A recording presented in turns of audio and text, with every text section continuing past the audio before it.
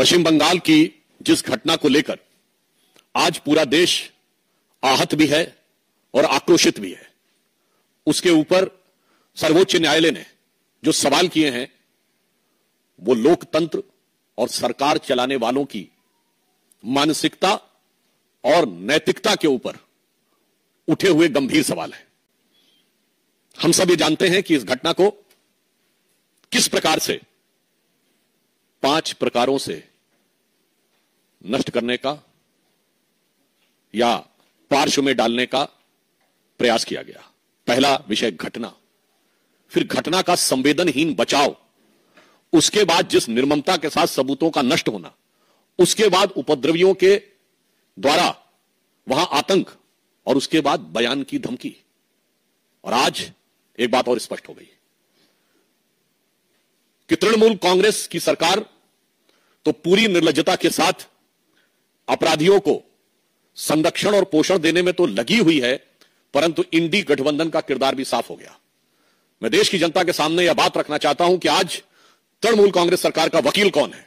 श्री कपिल सिब्बल वकील हैं पश्चिम बंगाल सरकार के, सांसद हैं उत्तर प्रदेश की समाजवादी पार्टी के समर्थन से और पूर्व मंत्री हैं कांग्रेस सरकार के।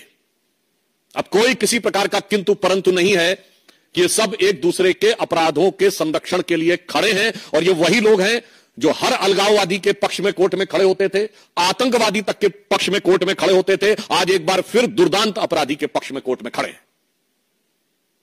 तो मुझे नहीं लगता है कि अब इस पे बचाव की कोई गुंजाइश ममता बनर्जी जी के पास तो है ही नहीं। ना अखिलेश यादव जी से भी मैं सवाल पूछता हूं और राहुल गांधी जी और सोनिया गांधी जी से भी, क्यों? आप ही के वो वकील है ना, तो आज जाके उसका बचाव कर रहे हैं। इससे बहुत साफ है कि इनके मन में किस प्रकार की संवेदनहीनता है। मैंने जिस प्रकार केंद्रीय सुरक्षा बलों को उस कॉलेज की सुरक्षा देने का निर्णय लिया है, इससे बहुत साफ हो जाता है कि पश्चिम बंगाल की सरकार और कोलकाता पुलिस की जो नैतिक आधार था वो स्वतः ध्वस्त हो गया।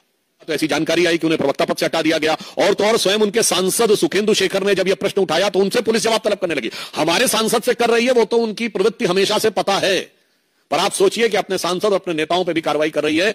यह बहुत बड़ा सवाल उठता है।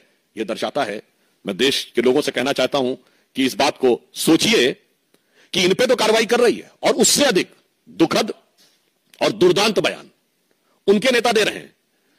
यदि उनके मंत्री उदयन गुहा ये बोलते हैं कि ममता जी की तरफ जो उंगली उठेगी तो वो उंगली तोड़ दी जाएगी, कि संविधान कितने बड़े खतरे में है आज पश्चिम बंगाल में। आप कल्पना करिए कि यदि इनकी कहीं सरकार होती केंद्र में तो उंगली तोड़ दी जाती, जो इनके मंत्री ने कहा है, उदयन गुहा ने, जो संदीप चक्रवर्ती ने, अरूप चक्रवर्ती ने कहा है, तो परिणाम भुगता दिया होता। आज सर्वोच्च न्यायालय और केंद्रीय बलों के हस्तक्षेप के बाद यह स्थिति है। तो मैं यह बात जिम्मेदारी के साथ कहना चाहता हूं, और आप देख रहे हैं कि इंडी गठबंधन के दलों में जो दुरभिसंधि है कि कांग्रेस के पुराने नेता, सपा के वर्तमान सांसद, सपा के समर्थन से बने वर्तमान सांसद तृणमूल कांग्रेस के वकील हैं, इनकी ख्याति अपराधियों और अलगाववादियों का समर्थन करने की है। अर्थात अब बहुत साफ हो गया है कि संविधान इंडी गठबंधन की सरकारों में खतरे में है।